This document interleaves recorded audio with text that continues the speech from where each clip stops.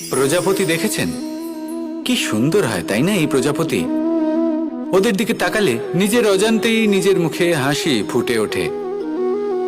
কিন্তু এই প্রজাপতি জন্ম থেকেই এমন দেখতে হয় না। জন্ম থেকে এদের কাছে ডানা থাকে না, এরা উড়তেও পারে না। যখন একটি প্রজাপতি জন্ম নেয় তখন প্রথমে ডিম অবস্থায় থাকে সে। আস্তে আস্তে সেই কবচ সে ভেঙে ফেলে, খুব পরিশ্রম করতে হয় তাকে। তারপর কীটের আকার ধারণ করে সে চলতে থাকে। অনেক কষ্ট সহ্য করতে হয়, অনেক পরিশ্রম করতে হয়। তারপর তার রূপ বদলে যায়, তারপরে তার ডানা গজায়, তারপরে সে উড়তে পারে। এই নিরন্তর পরিশ্রমই সাফল্যের মূল মন্ত্র হয়।